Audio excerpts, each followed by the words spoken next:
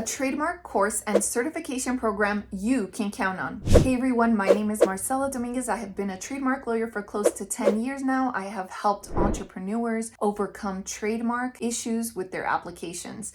If you are new here, make sure to hit the subscribe button below. In this video, I'm going to be talking to you about the 3 major points that you are going to be learning in this online trademark course that you can take whether you're an entrepreneur, you're an attorney, or you are a paralegal. The point is, it's a trademark course and all about filing trademark applications and how to increase your chances of success. As a trademark lawyer, my job is not only to help entrepreneurs achieve successful trademark registrations, but it is also to help other professionals like paralegals, attorneys, and business owners gain confidence in their trademark knowledge and thereby increasing their chances for a successful trademark registration. Now, it took me some time to get this process right because, as you know, when you graduate from law school, you don't always have the answers. Fast forward 10 years later, I now wish that somebody had taught me everything that I know now. They would have shortcutted my journey to success. I would have been able to answer a lot more questions than I was able to back then. And I feel like you might be in the same situation. You're looking for someone who can help you fast track the journey. You don't want to learn the hard way by wasting client time or by wasting client money. Trust me, that is the quickest way to lose customers. And you don't want to lose customers. You want to have people talking about how great you are. Look, for example, on my MarcellaTM.com homepage. You will see that I have been able to help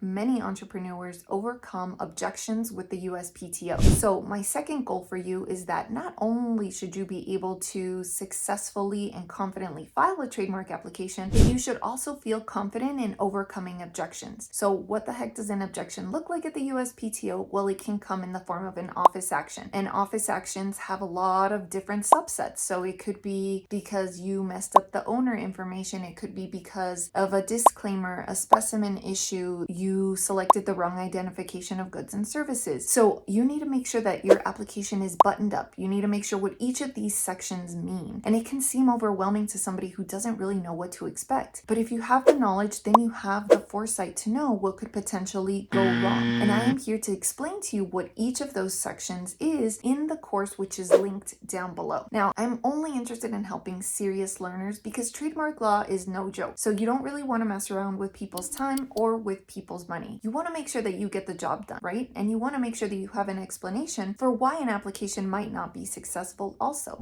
Now, my third goal for you is that the course very easy to understand. I put everything in layman's terms, so whether you're a trademark paralegal, a trademark attorney, or a business owner, you will be able to understand everything that I am explaining. This course is self-paced, so of course you could learn it in as quick as a weekend, or you could extend it into a longer period of time if you're somebody who likes to just take micro bites a little bit every day when you have a chance, because perhaps you already have a full-time job and you don't want to bite off more than you can chew.